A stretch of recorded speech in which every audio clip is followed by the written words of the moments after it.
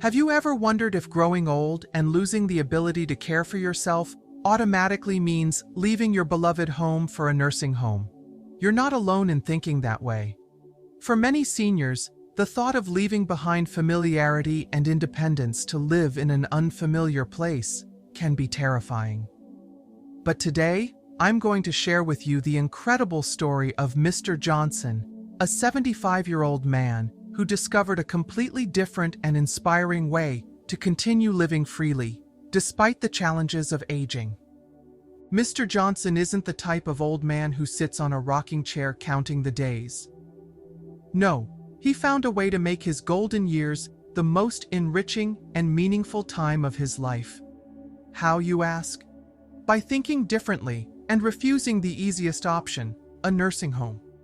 Instead of relying on his children or professional caregivers, Mr. Johnson built a life of freedom by connecting with a young family in his neighborhood.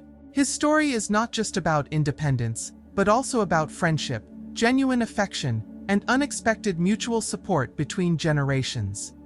As you watch this video, you'll discover his secret to preserving dignity, joy, and freedom, even as old age knocks on the door.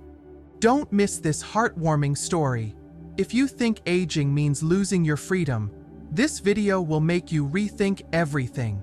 If you enjoy this content, please like, share, and subscribe to our channel so you never miss another inspiring story. Now, let's uncover Mr. Johnson's secret. Grandfather Johnson sat by his window, watching the golden leaves dance in the autumn breeze.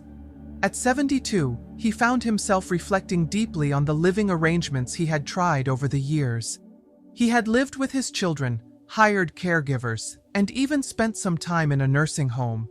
Yet, each experience left him feeling more disconnected and incomplete. It was as if the comfort and independence he longed for were always just out of reach. After his wife passed away, everything changed.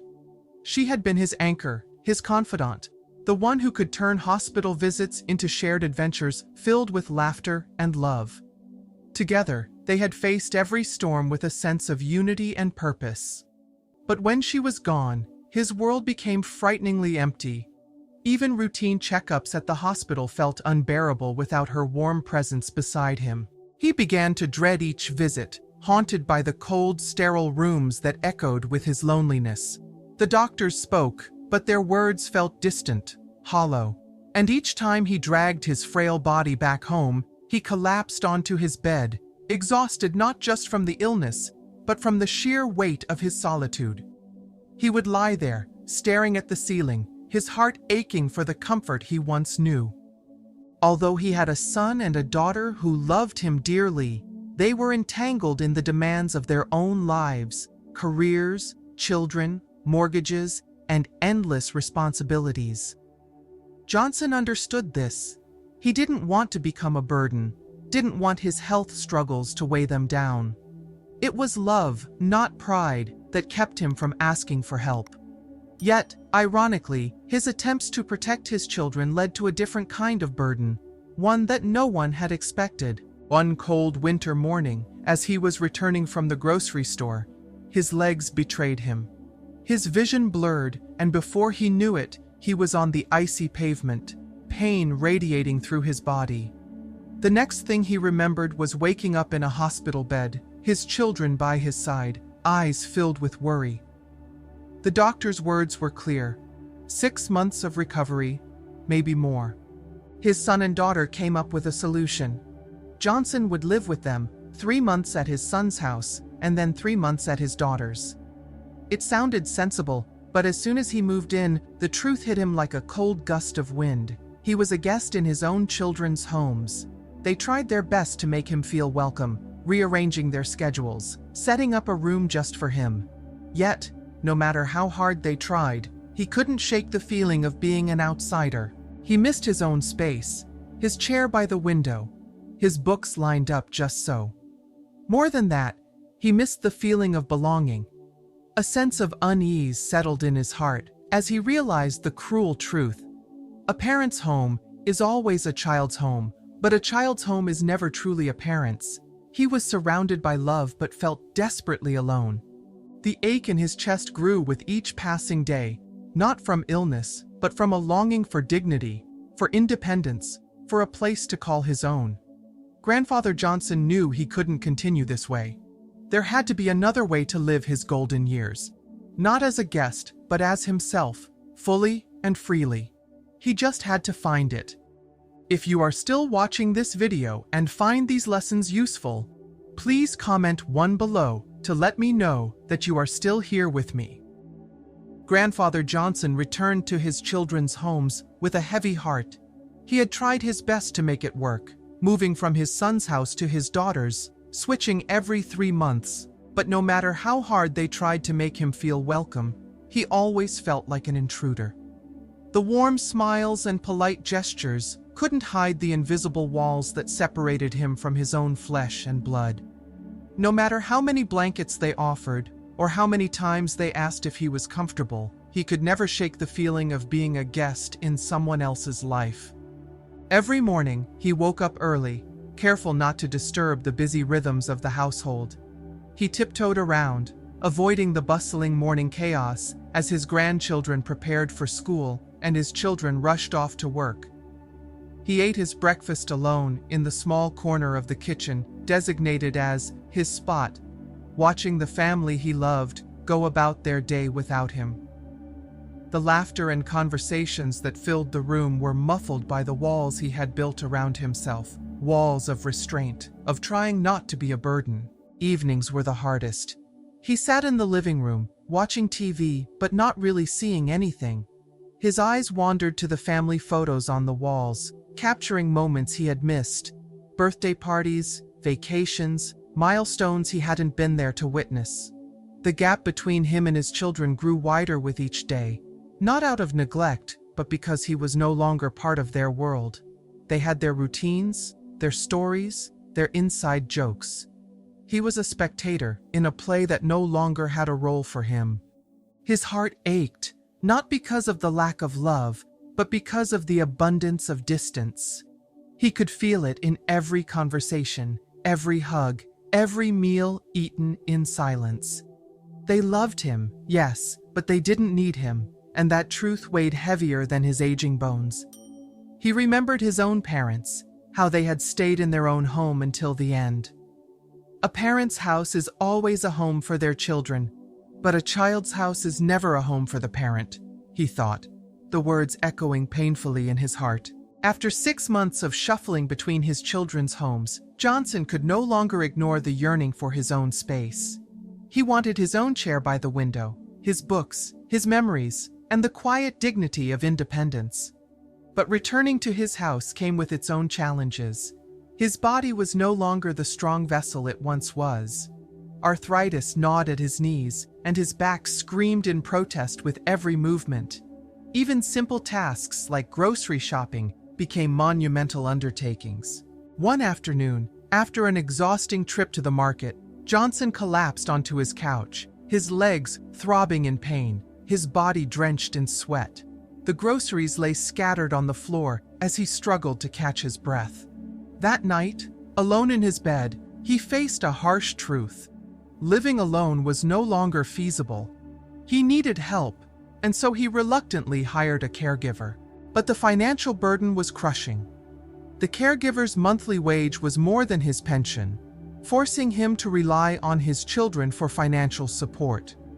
Each check they wrote felt like a reminder of his dependence, a cruel twist of fate for a man who had worked his whole life to stand on his own 2 feet.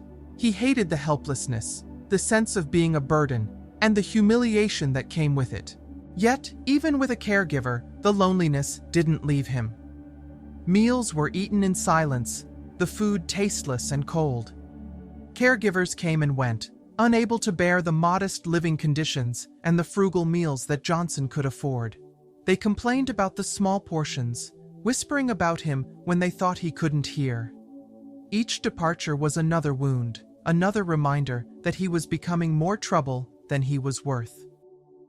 The final blow came when the agency informed him they could no longer send caregivers to his house, citing unsatisfactory conditions. It felt like a sentence, a cruel judgment on his way of life. His dignity lay shattered among the remnants of his independence. With no other choice, Johnson began to consider the one option he had always dreaded: a nursing home. The thought filled him with dread. He pictured himself in a sterile room, stripped of his identity, reduced to just another patient waiting for time to run out. Yet, he knew he couldn't continue like this, alone and helpless. He faced a cruel paradox. Living with his children made him feel like an outsider. Living alone made him feel defeated, and a nursing home felt like giving up on life itself. With his heart heavy and his spirit weary, Grandfather Johnson stood at a crossroads, wondering if there was any way to reclaim his dignity and independence without losing himself in the process. Grandfather Johnson stood at the entrance of the nursing home, his heart heavy and conflicted. It was supposed to be a solution, a place where his children wouldn't have to worry, a place where he wouldn't feel like a burden. But as he stepped inside, his spirit sank. The walls were painted in muted, lifeless colors, and the air was filled with a sterile scent that clung to everything. It wasn't a bad place, it was clean, and the staff was polite enough. But it lacked warmth, it lacked the feeling of home. The first few nights were the hardest. Lying on the stiff, unfamiliar mattress, Johnson stared at the ceiling, trying to silence the echo of his loneliness. Meals were served at set times, with the same bland food portioned out on plastic trays. Conversations were polite but hollow, filled with pleasantries but no real connection. The other residents shuffled by, eyes glazed over, locked in their own worlds. It felt like a waiting room for life's end. Johnson tried to adjust. He joined the activities, card games, group exercises, even bingo. But nothing could fill the void. He felt like a stranger in his own life, his days blending into one another in a monotonous cycle. There were no familiar smells, no comforting creaks of his old home. He missed his books, his chair by the window, the little garden he used to tend to. Most of all, he missed the sense of purpose and independence he once had. He had entered the nursing home with the hope of relieving his children of the financial burden of his care. Yet, the cost of this place weighed heavily on his conscience. It wasn't as expensive as hiring a caregiver, but it was still more than he was comfortable with. He knew his children were pooling their resources to make it possible, and it pained him to think of the sacrifices they were making. Every time his son visited, Johnson saw the exhaustion in his eyes, the weight of responsibilities he was carrying. His daughter tried her best to put on a cheerful facade, but Johnson could see through it. It became clear to him that he wasn't just sacrificing his independence, he was also adding to their burdens in a different way. The realization gnawed at him, adding another layer of guilt to his already heavy heart. The days were long, and the nights were even longer. He found himself staring out the window, watching the world move on without him. The laughter of children playing in the park across the street was a cruel reminder of the life he once had, a life full of meaning and connection. Here he was merely existing, not living. After a month of feeling trapped in a place that was supposed to be his refuge, Johnson made a decision. He was going home. It was a risky choice, and he knew it would require adjustments and sacrifices. But he would rather face the challenges of old age on his own terms than fade away in a place that felt like a prison. Returning home was like taking his first breath after being underwater for too long. He felt the warmth of his familiar surroundings, the comfort of his favorite chair, and the quiet dignity of independence. His home wasn't perfect, there were mobility challenges, and the pain in his legs reminded him daily of his limitations. But it was his. Here, he was in control of his life, not at the mercy of rigid schedules and impersonal routines. A newfound sense of freedom enveloped him, but it was accompanied by the challenges of daily living. Just as he was beginning to feel overwhelmed, a new solution appeared: a local grocery delivery service. It was a simple convenience, but it changed everything. He no longer had to make exhausting trips to the market. Instead, he could place his orders online, and his groceries would be delivered right to his doorstep. This service was run by a young couple who managed a small store at the entrance of his apartment complex. At first, they were just faces he saw in passing, but as they noticed his difficulty walking, they started helping him carry his groceries to his door. Their kindness was a breath of fresh air. They didn't see him as a burden, but as a neighbor, a friend. Over time, a genuine friendship blossomed. They would stop by for a quick chat, bringing laughter and warmth into his quiet home. They shared stories of their childhoods, their dreams, and their daily struggles. In return, Johnson shared his wisdom, his experiences, and his sense of humor. The connection brought a new purpose to his days, a reminder that even in solitude, he was not alone. Life was still challenging, but Johnson faced each day with renewed hope. He had found a balance, a way to maintain his independence without feeling isolated. It wasn't a perfect solution, but it was his solution. And for the first time in a long while, Grandfather Johnson felt at home. As the days went by, Grandfather Johnson began to feel the toll of age more acutely than ever before. His legs ached constantly, and the once simple act of standing up felt like lifting the weight of the world. He was slower, more fragile, and increasingly fearful of falling again. Every corner of his home seemed to hold a potential hazard, and the thought of being alone, helpless, terrified him more than he cared to admit. The young couple from the grocery store continued to brighten his days with their visits, always cheerful and kind-hearted. They would carry his groceries upstairs, often staying a little longer to chat. Johnson found himself looking forward to their company, their laughter filling his home with a warmth he hadn't felt in years. Yet, every time they left, he was faced with the harsh reality of his solitude. The echo of their goodbyes lingered long after they were gone, leaving behind an emptiness that was becoming harder to bear. One evening, as he sat alone in his chair by the window, watching the sun dip below the horizon, he was struck by a painful realization. He couldn't keep living like this. His body was failing him, and he couldn't deny it any longer. Even the simplest tasks, cooking, cleaning, doing laundry, were becoming exhausting challenges. It was time to face the truth, no matter how uncomfortable it made him feel. The next morning, after a restless night of contemplating his options, Johnson made a decision. He would ask the young couple for help. It was a practical solution, and he trusted them. They were good people, always willing to lend a hand, and they never made him feel like a burden. More importantly, he enjoyed their company. The thought of having them around more often brought a flicker of hope to his heart. When they arrived with his groceries that afternoon, Johnson took a deep breath, steadying himself. "Would you both mind staying for a moment? I have something I'd like to discuss," he asked, his voice gentle but serious. They looked at each other, concern flashing across their faces, before nodding in unison. "Of course, Grandfather Johnson. Is everything all right?" the young man asked, his tone filled with genuine care. Johnson offered them seats at his small dining table, the same one that had gathered dust in recent years from lack of use. As they settled in, he gathered his thoughts, choosing his words carefully. "You've been very kind to me, more than you realize. You've helped me more than I could ever ask for. But the truth is, I'm struggling.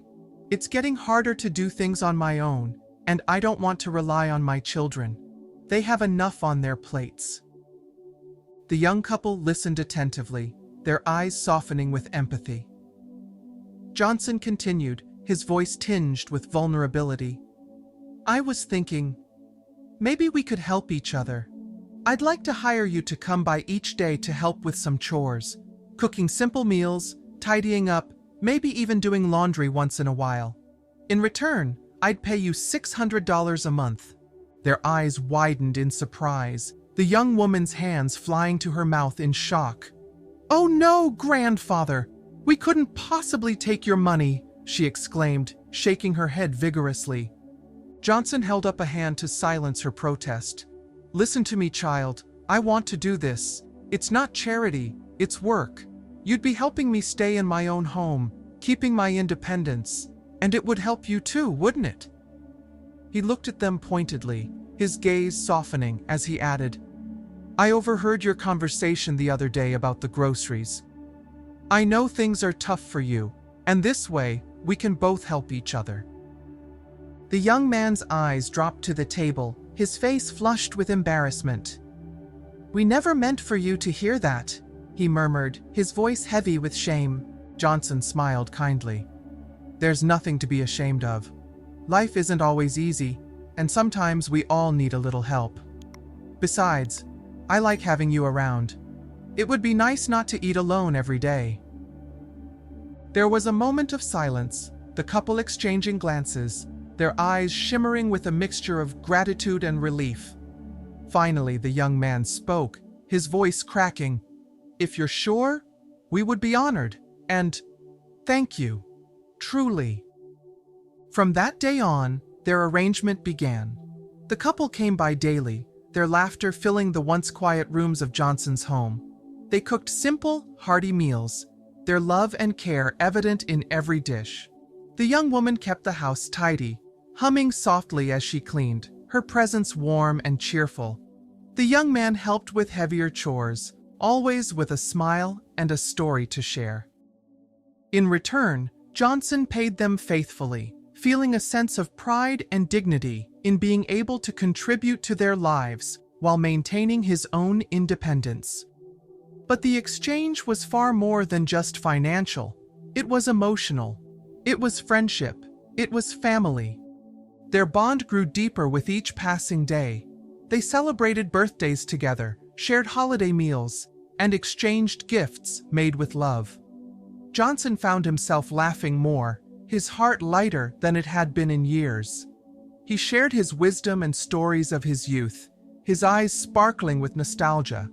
In turn, they shared their hopes and dreams, their ambitions and fears, allowing Johnson to feel connected to the world again.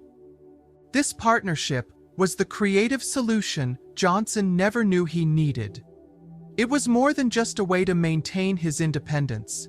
It was a new chapter of his life, filled with love, laughter, and purpose. He no longer feared growing old because he was no longer alone. He had found his family, not by blood but by choice, and in doing so, he had found his way home. The story of Grandfather Johnson teaches us a powerful lesson about aging, independence, and the true meaning of community. As we grow older, it's natural to face challenges, both physical and emotional, that make us question our ability to live on our own. Society often tells us that the only solution is to move into a nursing home. But John's journey shows us that there are other ways to maintain dignity and independence. John's decision to partner with the young couple was born out of necessity, but it evolved into something far more meaningful. By thinking creatively and reaching out to those around him, John found a way to maintain his independence while gaining the companionship and support he needed. He discovered that independence doesn't have to mean isolation. In fact, his solution brought him closer to the community than he had been in years. This story reminds us that aging doesn't have to mean losing control over our lives. It's about finding new ways to navigate the challenges that come with it. Whether it's forming partnerships, seeking help from neighbors, or simply reaching out to friends, the key is to stay connected and maintain a sense of purpose. For those of us over 65, this is an important lesson. Independence isn't just about living alone. It's about living life on your own terms, surrounded by people who care. John's story encourages us to think beyond traditional solutions and find creative ways to age with grace, dignity, and joy. It's a reminder that even as we grow older, we still have the power to shape our own lives.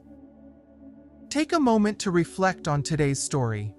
What lesson touched your heart or gave you a fresh perspective?